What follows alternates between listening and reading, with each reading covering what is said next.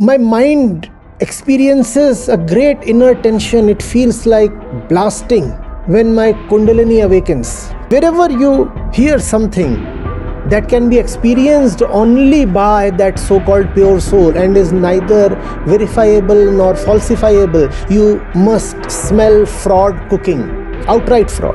Those who talk only of the outer are fools, and those who talk only of the inner are. You are using Yagya as an air purifier. You are using Yagya as some kind of cloud seeding mechanism. If you think that this verse means that Yagya causes rains, physical rains, and that's what Sri Krishna is holding forth on, you are insulting not just science, but also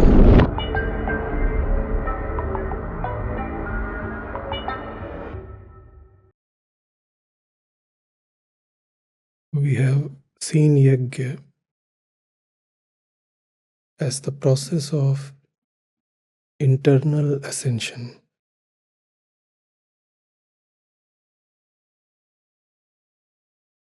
People ignore the internal and want to rise, rather expand in the external dimension. And that is the default mostly. Then there are those who, for some reason, get disappointed of the external movement and they turn their focus to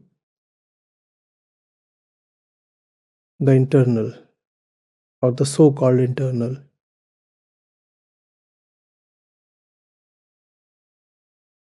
Just as those who move outwardly want to take no cognizance of what is happening inside, similarly, a lot of those who are concerned with their inner rise seem to care little about how their proclaimed inner rise is showing up in their outward movement. So the division remains.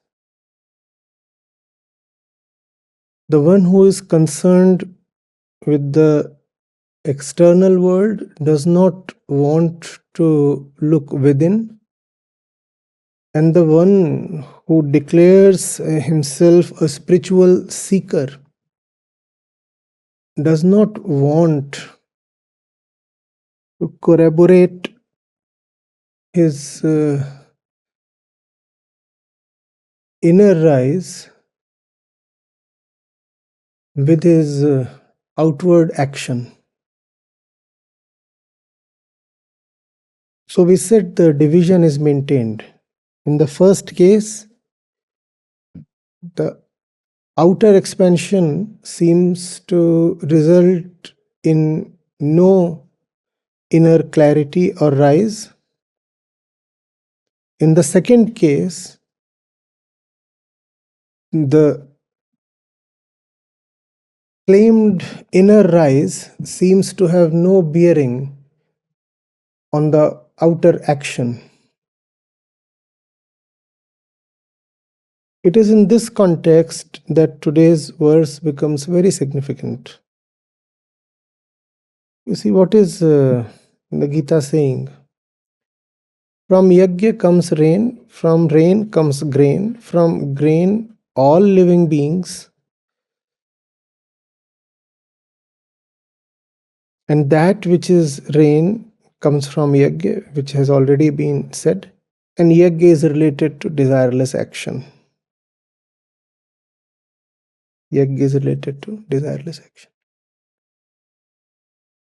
So it would be very easy to take a totally external, material, cosmological view of the verse and say that the Gita is declaring that when the ritual of Yagya, which involves the fire ceremony, the burning of wood, the several offerings that serve as fuel to the fire,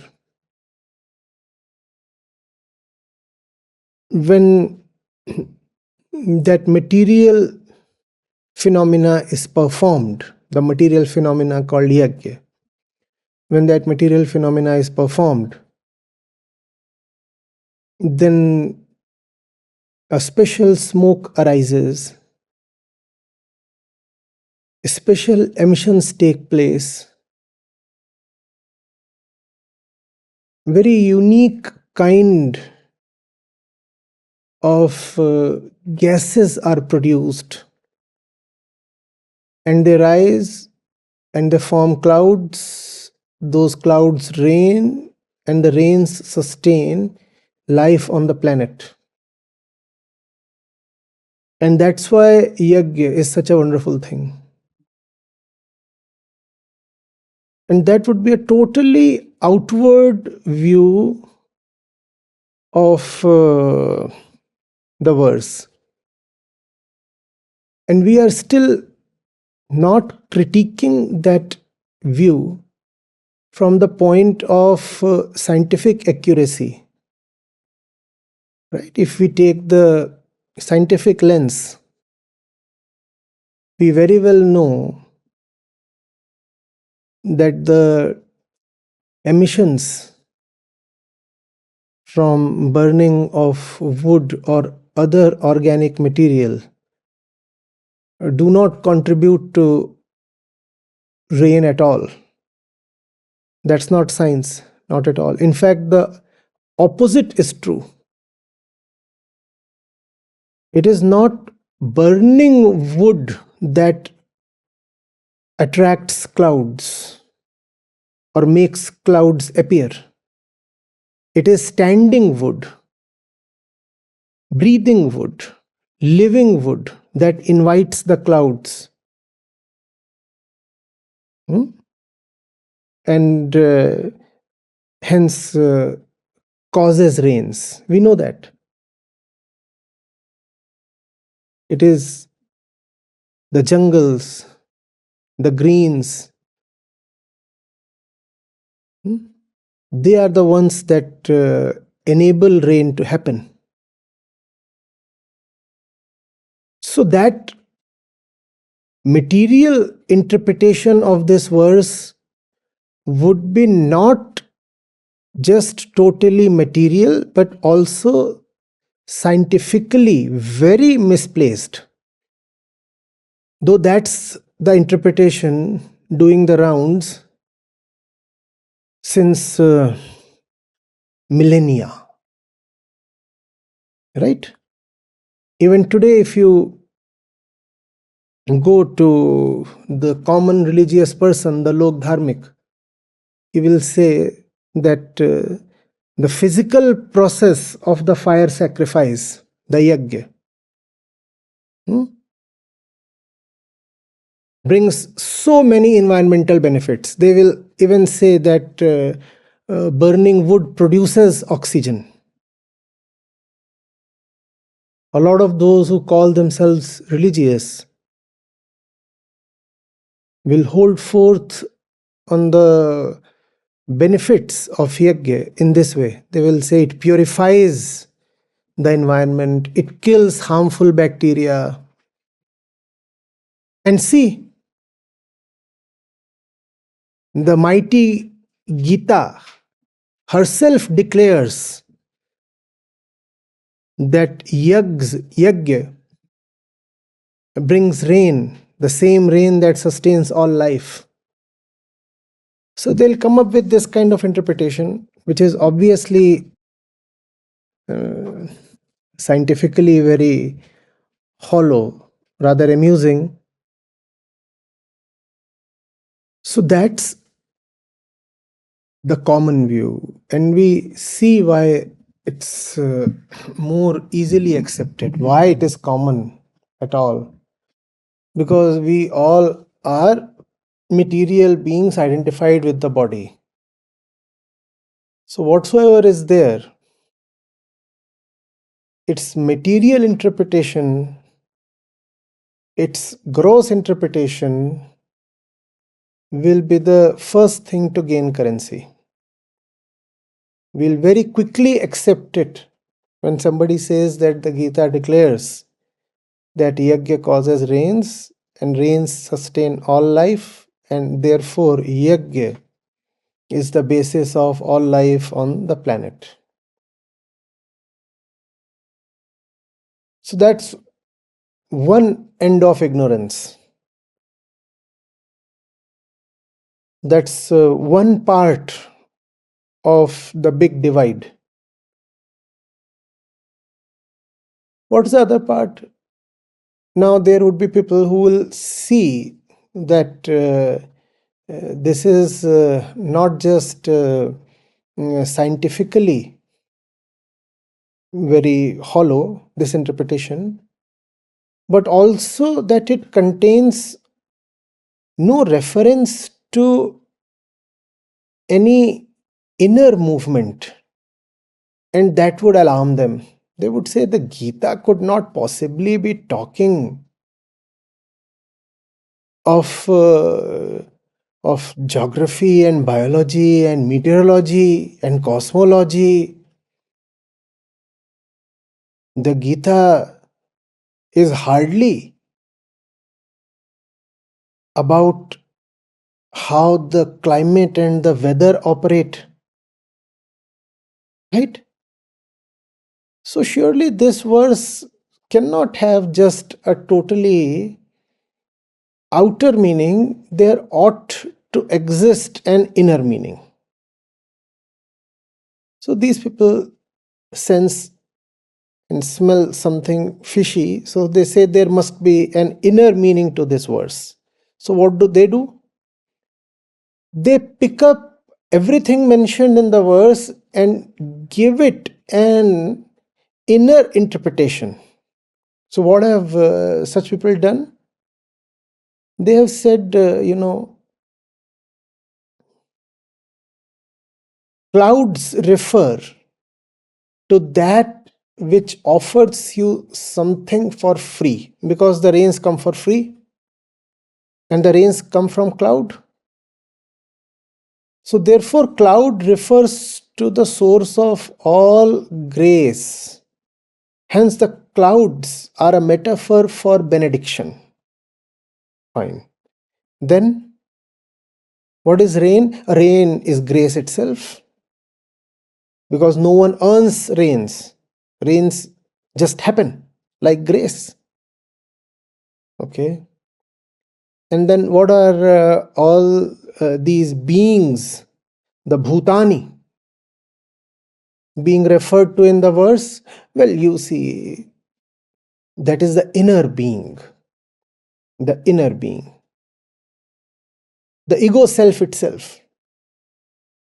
It is the ego that is being referred to as the inner being.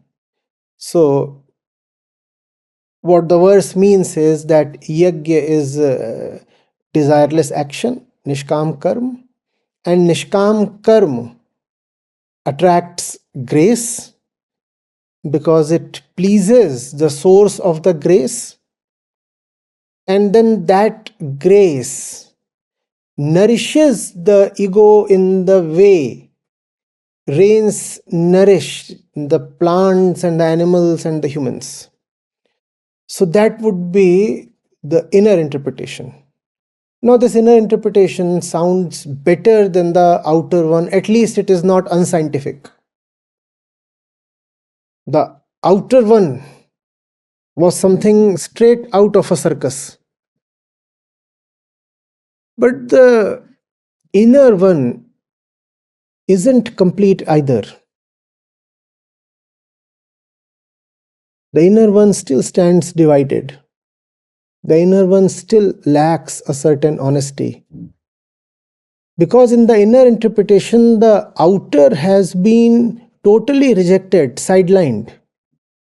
One feels as if deliberately shut out. I want to talk of what is happening within. I don't want to talk of what is happening without. Why? Because what is happening within can never be tested.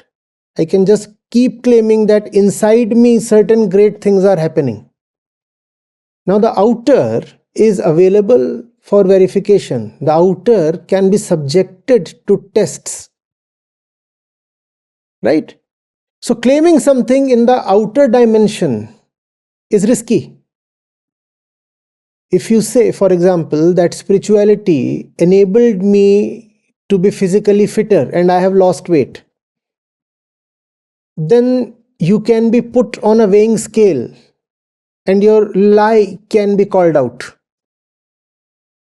You still weigh much the same. In fact, now you weigh 1 kilogram extra, which is the weight of your lies. Right? But if you say, inwardly I have become lighter, nobody can test it. And you can now strut around in your spiritual pride. You can say, inwardly I have become lighter. Therefore, this inwardness is a great refuge for all kinds of spiritual lies. And that is why this division between the inner and the outer is created. Because the moment the inner presents itself to be tested in an outer way also, all the pretense of inner growth or development or illumination can be exposed. Therefore, inner decides deliberately to remain only inner. And hence a division between the inner and outer becomes necessary. What is happening to you? Sir, great inner growth is happening to me. I have lost all hatred. I have lost all fear. I have lost anger and desire and lust and envy. Everything I have lost. But I see no proof in your day-to-day life. No, sir, you see all the changes internal. How can I show you any external proof? So this inner thing is a great deception. Be cautious of those who keep saying that our external conditions have remained the same even after our internal growth or rise. If you meet such people, you must know they are very skilled liars, not ordinary ones, accomplished ones. Internally, I feel a ray of light rising. Does it have weight? How do you feel it? Light does not rise or fall, but you will meet such people. The spiritual market is full of such seekers. My mind experiences a great inner tension. It feels like blasting when my Kundalini awakens.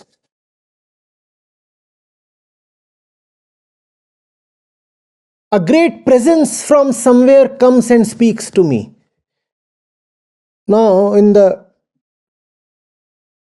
innocent old days, they would simply say some ghost, some soul, some spirit is talking to me.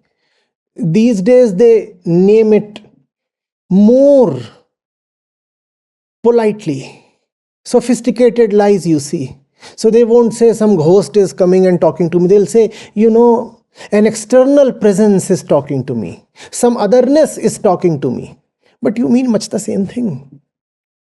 Much the same. And these are all lies. And you can get away with these lies because they can never be put to test. You can keep saying something, some great energy is circulating through me. Now, how do we measure it? But if you say, there is current circulating in the wire, we can very well test that.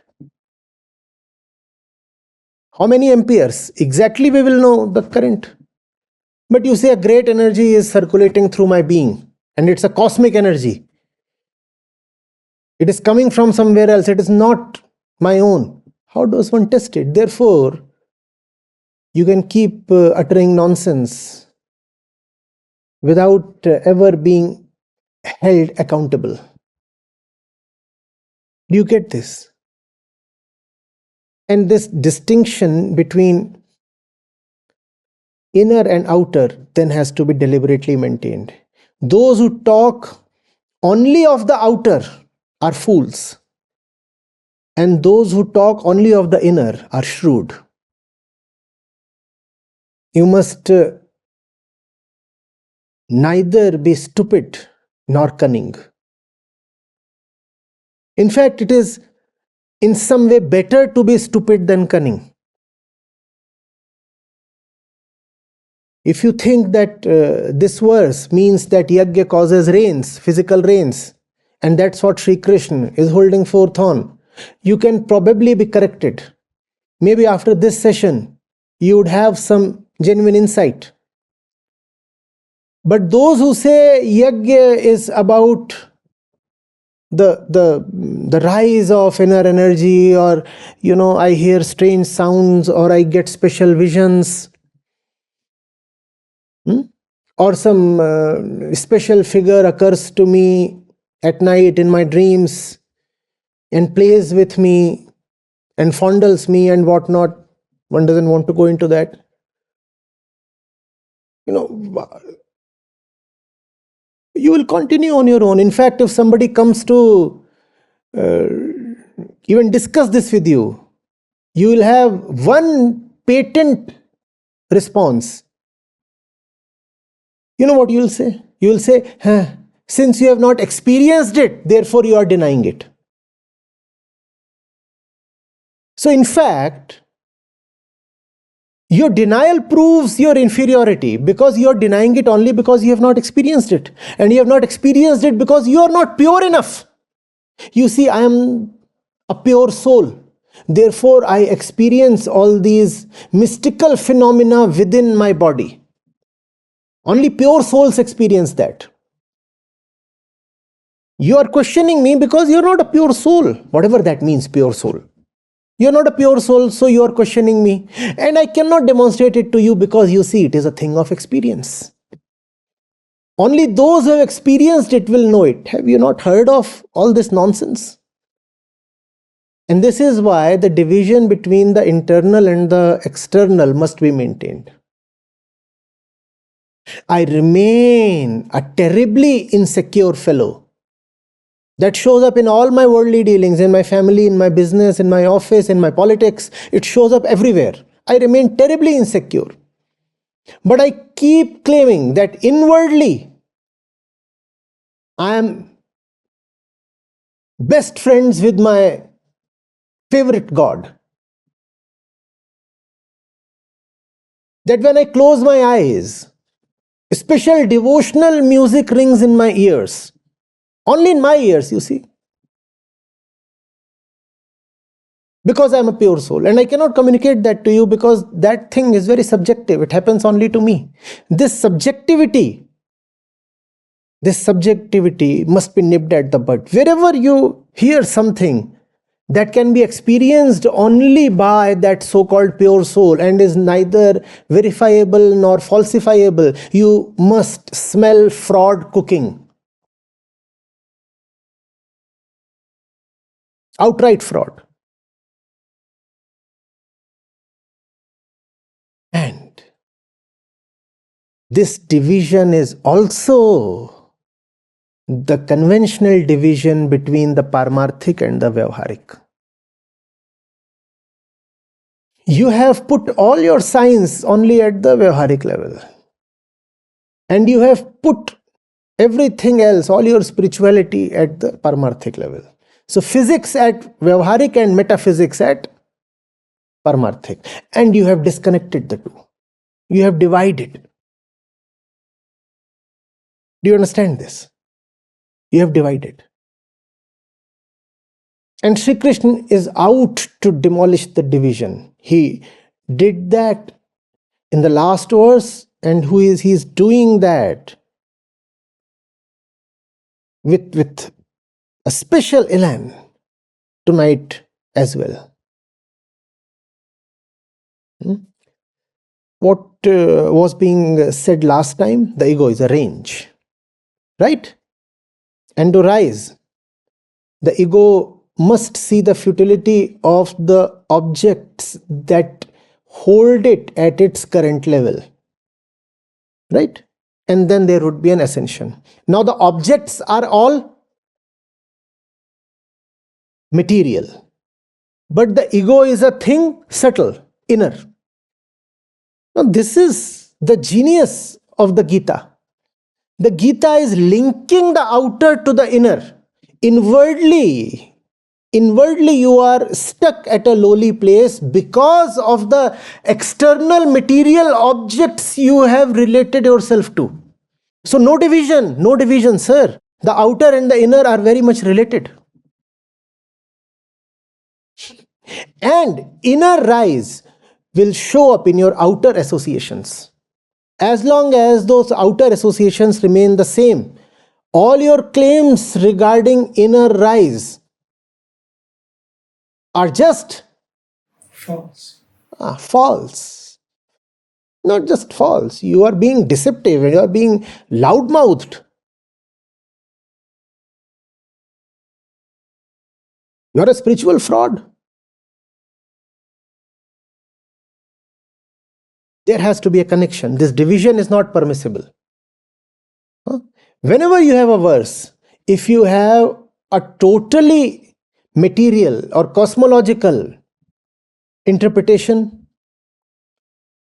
at best it can be factual, but then it will not be inwardly useful at best. Therefore, if you come across a totally material interpretation of a work of wisdom,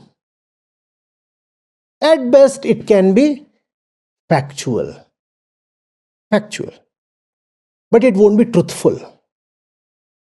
It won't help the ego rise to truth. Are you getting it? For example, if I say, pay attention, that which flies high will definitely crash one day on the ground, but that which is one with the soil will never suffer a crash. What I'm saying is scientifically very right, very factual. But if you limit yourself to just its scientific accuracy, then you are missing the inner point. A work of wisdom will carry both scientific accuracy and an inner dimension. The ball that has been tossed up will certainly come down. Now, this is true as per Newton's laws, but this also has a spiritual truth contained in it. Do you understand? When you look at gravitation as the pull of inner tendencies, and when you look at the lobbed object as ego that has been thrown up only by the force of circumstance, then you know that ego, even if it has been lobbed up by an external force, will ultimately succumb to the force of its own compulsive gravitation and will fall down. Then you see at both levels you are being parallelly, concurrently exact. You are scientifically not misplaced. And what you are putting forth as a scientific statement is actually a great and useful metaphor for inner growth as well. That would be the mark of a truly good word of wisdom. Are you getting it? If it holds only external truth, then at best it is factual, scientific, which is fine. But if I want to learn science, I would rather go to a book of science. Why will I come to the Bhagavad Gita? The Bhagavad Gita is not here to teach me physics. Are you getting it? Worse than that is when you interpret the Gita in a way which is not even scientific. Like saying, when we had the COVID tragedy, a lot of so-called religious people were saying we must have a lot of fire sacrifices. Let's perform Yagya. And that will kill the COVID virus. No, you are deeply disrespecting the Gita. You are deeply disrespecting the Gita. You are using Yagya as an air purifier. You are using Yagya as some kind of cloud seeding mechanism. What are you doing? And that has been happening since centuries. India, agriculture has been largely dependent on monsoons. Right? India, agriculture has been largely dependent on monsoons. And it used to be a very common practice to perform Yagya when the skies won't open up. It's not raining. It's not raining. Let's, as villagers, all gather and have a massive Yagya. And that will please the gods and we will have rains. That is what has been happening. You are insulting not just science, but also works of wisdom, also spirituality. Are you getting it? Gita will not bear any dishonesty. Gita will not allow any division between the inner and the outer. The Vyavaharik and the Paramarthik have to be kneaded into one. Are you getting this? Are you getting this? Huh? Inner rise must show up in external change.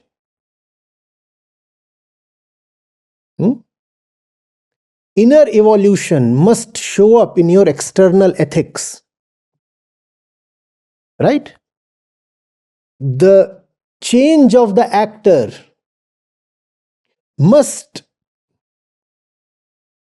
manifest in the change of action.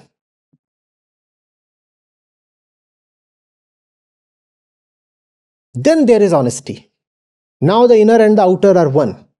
Now the Vyavaharik and the Paramarthik are hand in hand.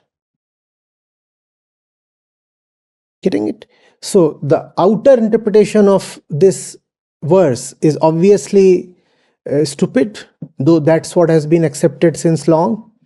If you perform Yagya, you will remove all the bacteria and the virus. If you perform Yagya, gods will be happy and they will, if you perform Yagya, you will release oxygen in the environment, all those kinds of things.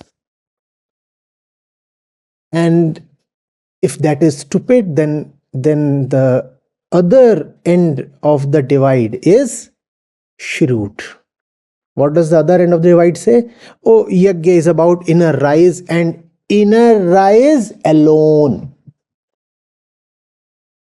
Yagya is about inner rise. Now these true people are not dumb. They are intellectual enough to understand that Yagya refers to Nishkam Karma. They know that. They understand that. But they are not honest enough to actually internally rise.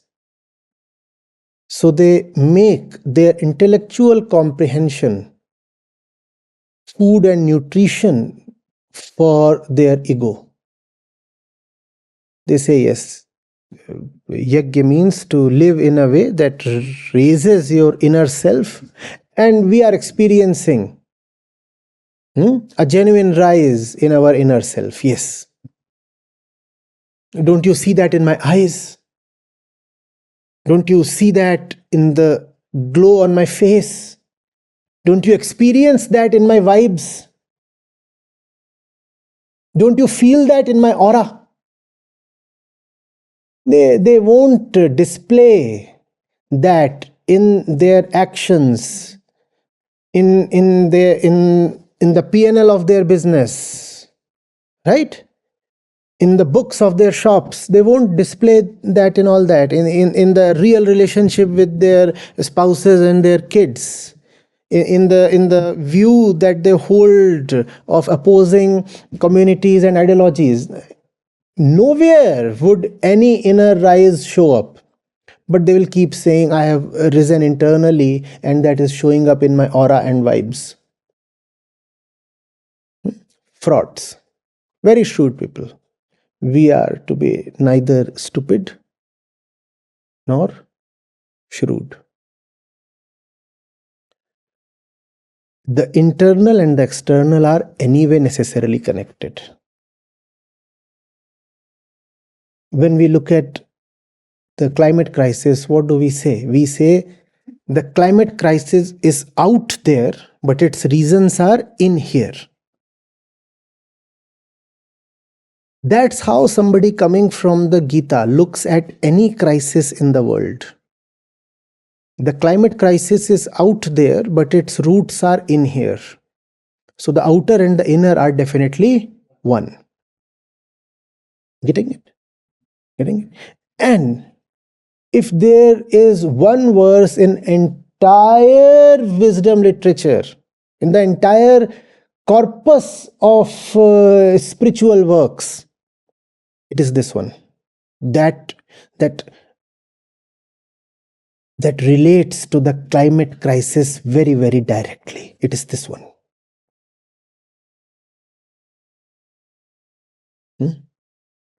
We'll enter this and you will see the clear relationship between the internal center and the outer manifestation. How the internal center relates to the outer happening or phenomena. Okay. Parjanya. Parjanya could mean clouds. That's the common meaning. But Parjanya in the Vedic literature actually refers to the mighty force of Prakriti itself. Prakriti itself. Prakriti personified in Indra or Vishnu or other gods with other names. Parjanya. Prakriti herself is Parjanya. Right? Now we very well know the outer chain. Right? Prakriti offers rain, and not just rain, everything that is available as a resource to us living beings. All that is afforded to us by Prakriti. So Prakriti offers rain, that's what the verse says, and the rains sustain life on the planet. So that's the outer chain. Prakriti, rain and life. Prakriti, rain, life. Right? That's the outer chain. The special thing about this verse is that it creates an inner link to the outer chain. What is the verse saying? The verse is saying that Parjanya is related to Yagya, which means Prakriti is related to Nishkam Karma, which means the state of Prakriti in which it can keep offering life-giving food and rain and such things to beings on the planet is related to Yagya. What Prakriti does in its natural state, in its uncorrupted state, undisturbed state, we all know. We all know. What does it do? It offers sunlight, it offers moonlight, it offers the wind, it offers everything that you have. It all comes from Prakriti. So that is anyway established. That is a scientific fact. We know that. The verse is not here to teach us science. We know what Prakriti does. The verse here is to teach us that for Prakriti to retain its untouched, uncorrupted, undisturbed, unbroken cycle, there must be Yagya. If you have not understood this, you will totally miss the verse. Okay, approach it from the other end. Look at climate crisis today. What has brought it about? Sakam Karma, right? And Yagya is? Nishkam. So it is desire that has brought about the climate crisis. Sakam Karma, desirous action. Now invert that. If desirous action has reduced Prakriti to its corrupted state, to its diseased state, to its hurt state, what keeps Prakriti in its healthy and original state? Nishkam. Desireless action. Desirous action has corrupted Prakriti. Desirous action has corrupted Prakriti. Seen? Agreed? Desirous action has corrupted Prakriti. So what will restore Prakriti to its natural state? Desireless action, which is Nishkam Karma. So for Prakriti to operate properly, there must be desireless action. Desireless action is Nishkam Karma. Nishkam Karma is Yagya. So for Prakriti to operate properly, let there be Yagya. This is what the verse means. The inner and the outer are related. Prakriti, in the outer sense, can operate properly only when the ego in the inner place is desireless, which means it has self-knowledge. It is only self-knowledge that can restore health to Prakriti. This is what the verse today means. It is only Nishkam Karma that can bring health back to Prakriti, if that is still possible, if we have not, crossed the line of no return, which we probably have already. The Gita didn't want that to happen. So we were forewarned many centuries in advance. We didn't heed.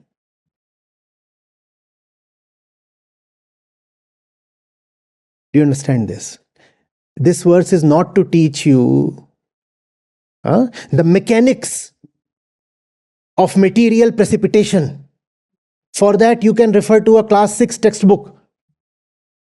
And we all learned that from the same textbook, didn't we? Sunlight heats up the surface of the water bodies, and so there is evaporation. What happens to the gas? It rises. And when it rises, it experiences cooling. And when it experiences cooling, the vapor condenses into clouds. And the clouds float. And where the clouds find the right opportunity, the right scientific movement, they open up and rain. That's how rainfall happens. We all know that, right? The Gita is not to teach us that. The Gita is to teach us how outer Prakriti and inner ego are related to each other, and therefore there can be no division. You cannot say, I will destroy the planet and remain healthy and prosperous within. It is not possible. You cannot say, I'm a spiritual person, but I don't care for the climate catastrophe. You are a liar and a fraud. If somebody comes to you saying that he's a religious person, and you say, what are you doing about the climate crisis? He says, what is that? I don't know about it. The fellow is someone the Gita has already rejected. Because the fellow is thriving on a division between the inner and the outer. He's saying that my inner self is illuminated. Now let the planet go to dogs. The Gita won't tolerate this. The Gita is saying, let the outer and the inner be one. And the outer and the inner are actually one. If you are inwardly dark, that will show up in the darkness of your actions, your decisions, your relationships. The inner and the outer are anyway one. But we keep the Paramarthic aside, not aside. We hoist the Paramarthic just so high that it becomes truly unreachable, untouchable, and then we are safe, We turn the truth into such an absolute that it becomes unreachable, and that keeps the ego safe. Oh, the truth is absolute. Who can talk of the truth? So let me continue with my dark, murky, dirty business. Because you see, I am a little insect of the Vyavharik Tal. Who am I? I am just a little Junnu. Who am I? I am just a little Dhania. Who am I to even approach the being of a Krishna, a Kabir, a Buddha? Who am I? Have you not heard of that? Have you not heard people saying that way? But I am just a little girl. Why are you talking of Krishna to me? Krishna was so great, so great, so great. He is unreachable. I am the petty Junnu. No. It's a dirty trick you are playing. You want to remain Junnu. And that's why you have put Krishna on the unreachable sky. That's your defense, not your devotion.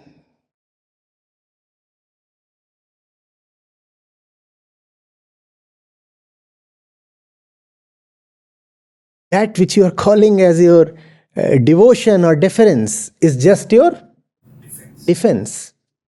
You have very deliberately made the truth so distant that the light reaches you no more. Are you getting it? And this has been especially India's undoing.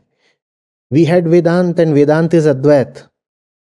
And yes, there are these two levels. The levels of the practical, factual reality we all operate in. We think of ourselves, we operate as material bodies, we utter I, which is fine.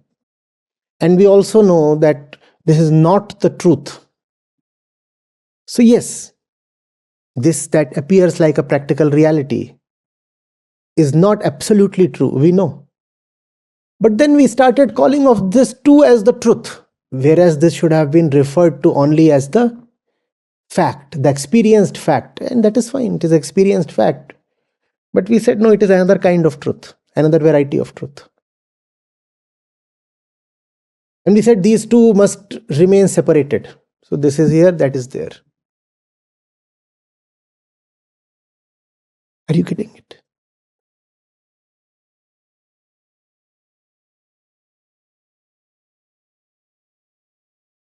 This superstition plagues humanity to this day. Remaining burning within, we feel the Amazon forests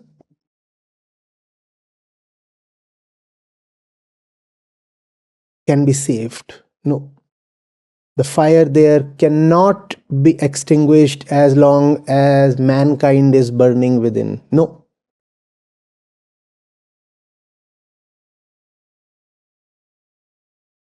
Burning within, we keep feeling that the smoke outside can be contained. And we are trying all kinds of fancy things. No. The smoke that you see in the air is actually smoke arising from the very center of mankind. It is not really smoke coming from construction or vehicle exhausts. That smoke is actually coming from the ego. We are all full of smoke within. And that smoke shows up in the air. But we think of the outer as one thing and the inner as a separate thing. No, they are related. They are not just related, they are one. We think the rivers are dirty because of some material reason. No. The filth in the flow of the river is the filth in the flow of the human mind. And as long as the filth in this inner flow is not cleaned up, the filth in the river will be impossible to clean up. But we keep harboring very romantic notions. We keep saying, Britain didn't get spiritually elevated, but they cleaned up the Thames. So they didn't clean it up. They just outsourced all the rubbish. They just outsourced all the rubbish.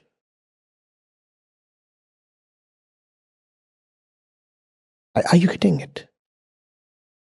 Real cleansing of Prakriti can happen only when the ego stands really cleansed. Refer Durga Sapchati once again.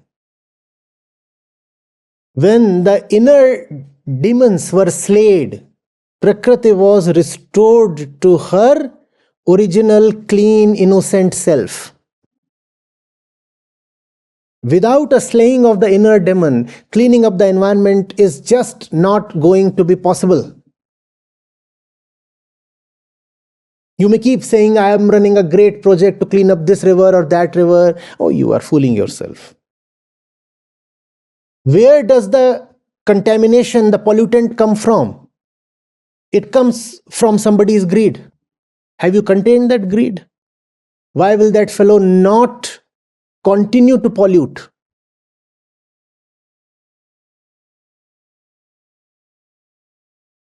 Yes, he will pollute in some other way. Maybe he will now pollute some other river.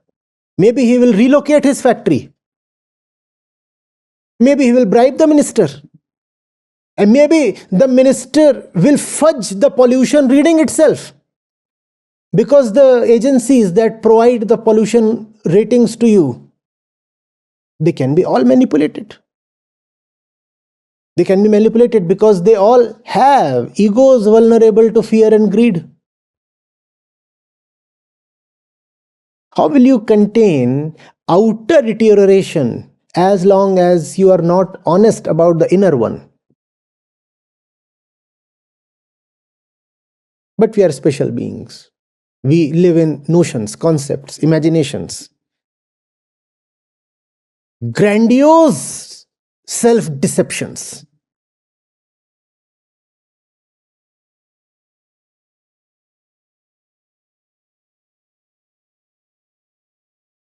We can keep emitting carbon dioxide, but we can have satellites all around the earth with large reflective panels, and they will not allow sunlight to enter the earth's atmosphere, and therefore the heating effect of carbon dioxide can be nullified. Now, what kind of evil line of thought is this? You begin this, and can you stop?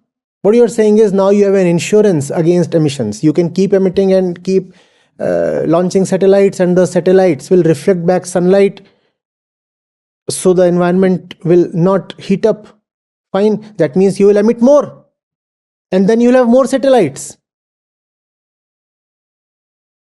How long will it take for this kind of method to get saturated? And when it gets saturated, what will you do? Because now the atmosphere too is saturated with carbon dioxide. Now what will you do? Once this method saturates and therefore fails and collapses, what will you do now?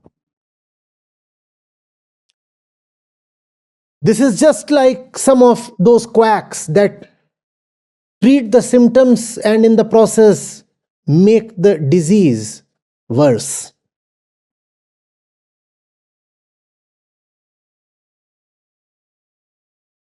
The simple thing is to turn inward and ask yourself, do I even need to do all this? Do I even need to consume all that which emits? Do I even need to reproduce so much? Because the one thing that stands as the fundamental cause of emission is the unit of emission itself, and the unit of emission is the human being. Not the factory, the unit of emission is the human being. If population reduces, that is the biggest form of climate activism. But no, you will keep talking of newborns as little bundles of joy from God Almighty and keep saying, oh, I care so much for Mother Earth. If you care so much for Mother Earth, why did you become a mother?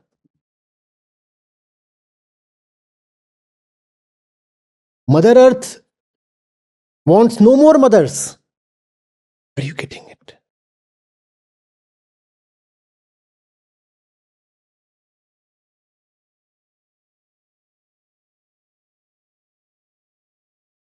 We need Yagya to save the planet.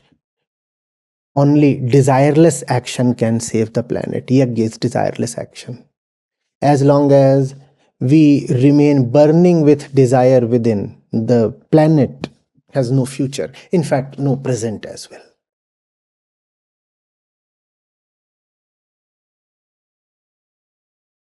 You get this? The inner and the outer are related. Don't go for interpretations that deal only with the outer, that present a purely material meaning. Also, don't subscribe to interpretations that think of everything as symbolic. They will say, no, no, no. Clouds here are symbolic. They mean inner clouds. Rain too is symbolic. It means inner rain.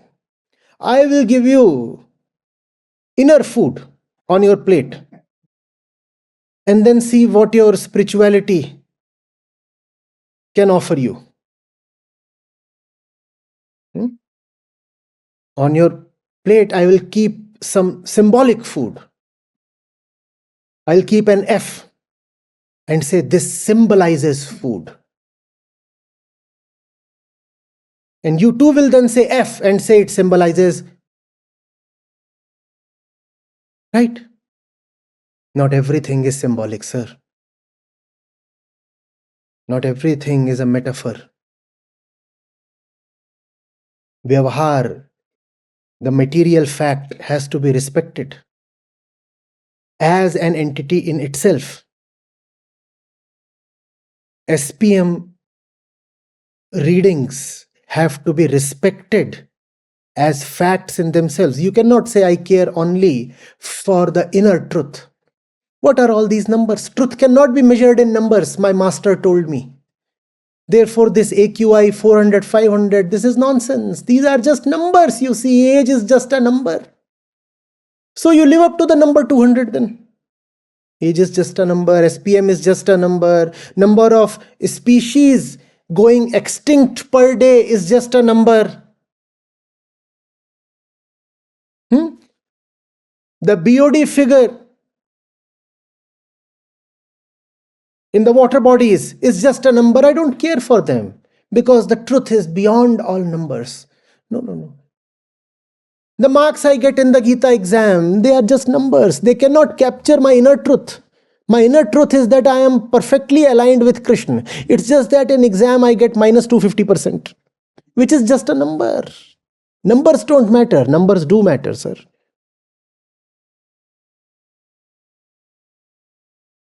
The inner truth shows up in the outer numbers. The beauty, the oneness of truth shows up in the harmony of the experienced universe. The Paramarthik and the Vyavharik are related. Why don't you see that? Prakriti does not support ideas, for example. Right? In Prakriti, there are no ideas. Therefore, in Prakriti, there are no circles. The Earth's orbit is an ellipse. There are no circles in the universe at all. Ellipses are there, and circle happens to be a special case of an ellipse. Similarly, there are no squares or rectangles in Prakriti. You will have curves, you will have arcs. In fact, a moving particle can never describe a perpendicular turn. No moving particle can turn at 90 degrees. That is impossible in Prakriti.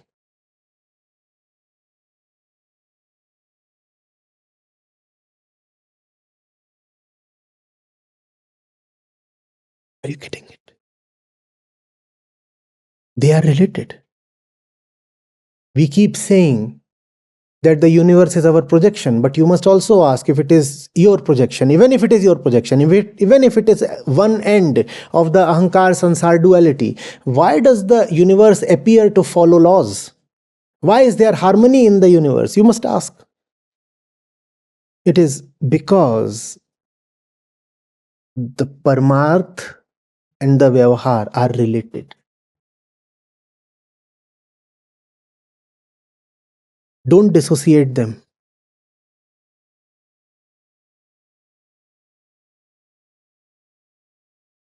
Never say and never believe in stuff that says outwardly whatever is going on, let it continue. Inwardly, you must become clean and pure. And that kind of spiritual teaching has been doing the rounds. Reject it totally.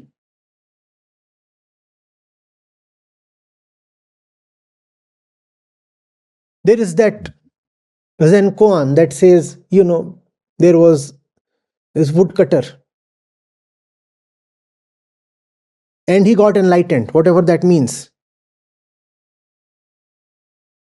And somebody asked him, what did you do before your enlightenment? And he said, I used to get up, I used to pick my axe and travel to the jungle and chop wood and carry it on my head and sell it and buy food and sleep. Oh, so that was your routine before enlightenment. Now, what is your routine after enlightenment? He says, now I get up, I pick my axe, I go to the jungle, I chop food, I sell it, I buy food, I eat it, I sleep. So no change at all. And I totally reject this kind of mindset. Doesn't matter whether it's coming from Zen or anywhere else. If you are saying that your outer environment and actions will remain the same even after inner illumination, then you have had no inner illumination. What if the fellow were a butcher or a murderer?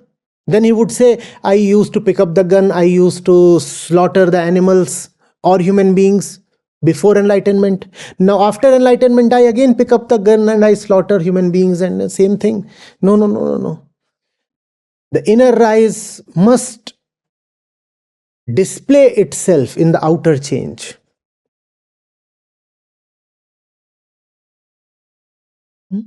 And it is very convenient for you. When a book or a teacher tells you, no, you continue in your same old shop. Just inwardly you become detached and dissociated. What nonsense is this? Inwardly you become detached. If you are inwardly detached, why will you externally keep clutching? No, inwardly I am detached, just externally I am clutching the samosa. Inwardly I am totally detached. That nonsense.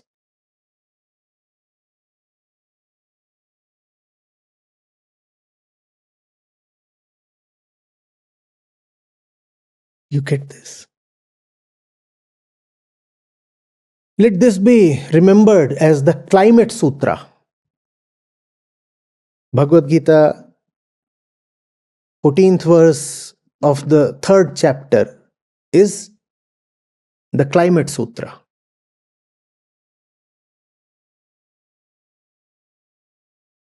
Namaste, Acharya Ji. Acharya Ji, today in today's session, we have talked about that inward state and outer actions are related.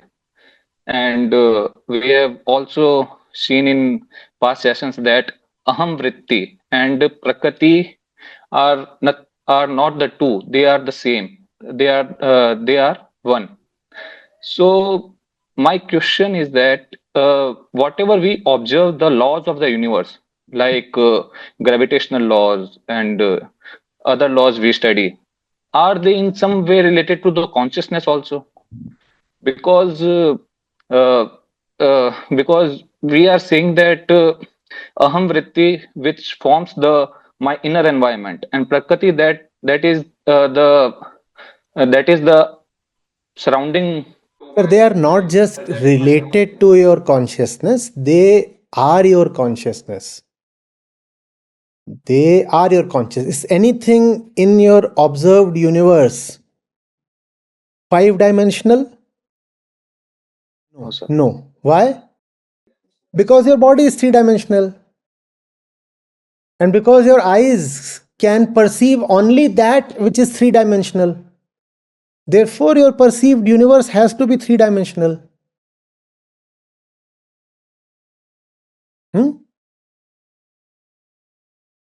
Our eyes are fooled very easily because they have a certain rate of registration of phenomena.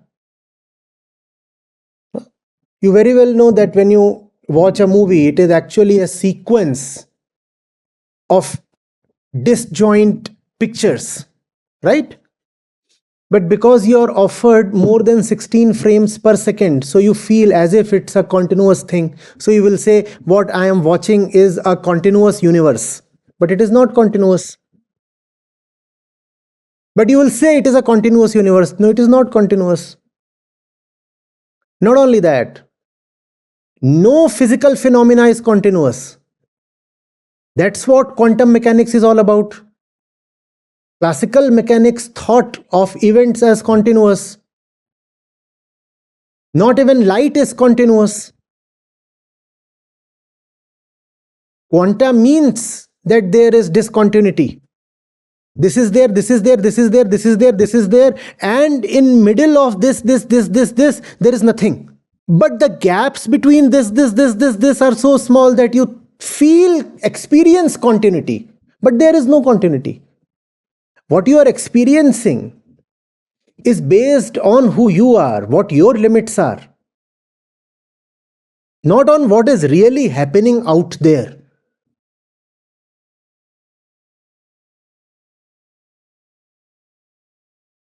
Immanuel Kant, go to him. And this formed a large part of his thesis. He was continuously saying that the mind is imposing its own pre-existing patterns on the phenomena that appear external. He said, for example, he enumerated certain properties that exist prior to any experience. They are inner properties that exist even before you experience anything. And then he said that when the object of experience comes to you, then you superimpose these properties on that object. And what then results is experience. So experience does not depend so much on the object in front of you. It depends to a greater degree on what you superimpose on that object.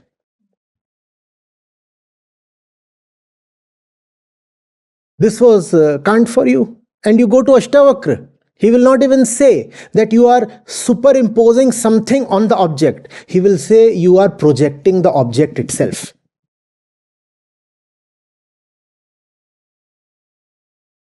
Are you getting this? Everything in the universe is limited. Why? Because you take yourself to be limited. Everything in the universe has only those properties that you can interpret. Doesn't that sound fishy? When you say, this wave, that wave you can very well depict on a piece of paper or through an equation, right? An equation in calculus or something you can. So that wave then is essentially something that is available to your mind for interpretation. Now that which is not even available to your mind for interpretation, you will say it does not even exist, right? And you will exist everything only in the way that can be interpreted by your mind, right? Right? If a wave cannot be contained in an equation, does the wave exist for you? No, sir. Okay, forget about things in 5 dimensions. Can a thing even in 2 dimensions exist for you? Think hard. Not just that something in 5 dimensions cannot exist, something even in 2 dimensions cannot exist. If something is purely in 2 dimensions, you will not be able to perceive it. It needs to have a minimal 3rd dimension for it to be perceived.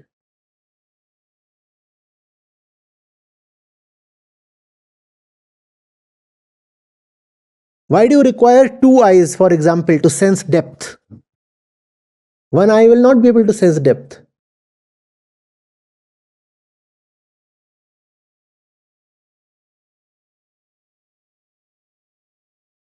This that we call as laws of the universe are not laws superimposed on the universe by an outer agency.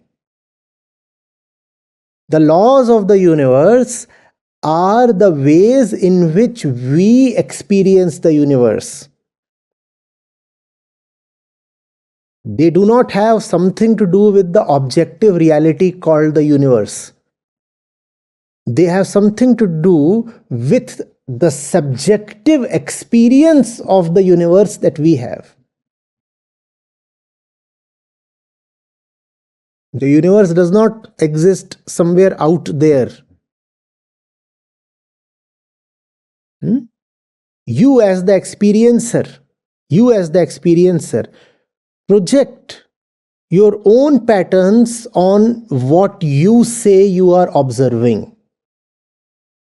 And that you call as the law of the universe. You can also actually call it as the law of the human mind.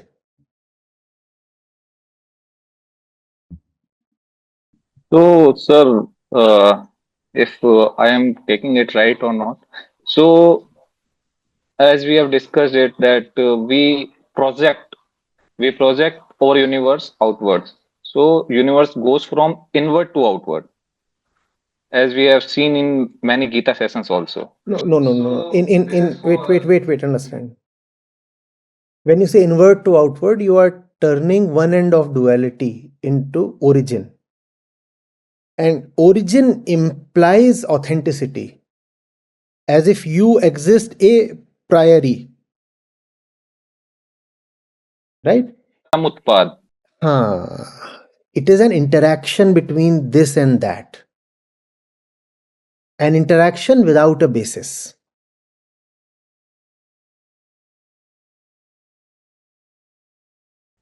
So, if an observer like an ego that comes in the picture, then it will make this differentiate that I am different from this world. That's the basis of the ego's being. Otherwise, the ego cannot say I am. If the ego starts seeing I am the entire universe, then the ego is gone. And that is from where the delusions start. Yeah. I am separate from Yes. these two. Yes, the ego is the fundamental delusion. Otherwise, because of ego, I say that these laws are external. They are not external. Not my projection. No, they are not external. They are not external. Yes. And knowing that and making that this is what are the human consciousness laws are laws of universe. If I conclude to be one, then I have to dissolve my ego. Yes. The universe is perceived differently by different beings, and to the extent universe is experienced in a similar way by different beings, those beings themselves are similar. And to the extent those beings are different, their experience of the universe is different. To you, the universe is a colorful thing. To many beings, the universe is not a colorful thing. And it is also because that ego is primarily associated with the body. That is why it observes universe in accordance with the body. Because as you have said that everything exist for me in 3 dimension, because my body is 3 dimension and ego is associated with body, and that's why it experiences the universe in 3 dimensions only. You must refer to Immanuel Kant on this. He has explained this quite nicely. Sure, sir. Sure. Thank you, sir. It was very enlightening. Welcome. Thank you. Just download the Acharya Prashant app, and there you go to the community section, and you have live testimonials streaming in at the rate of 1 every 5 minutes. I'm seeing lives change in thousands, if not millions, every day in front of my own eyes. We are doing it. Right. We have actually done it. Join the community of more than 2 lakh participants on the Acharya Prashant app. Your first month is completely free. You'll get full access to Gita Mission. On the app, you will get regular live sessions, daily exclusive conversations with Acharya Prashant, access to the vibrant Gita community, wisdom exams, curated news, audiobooks, quotes, and much more. Search Acharya Prashant on Google Play Store or Apple App Store and download now.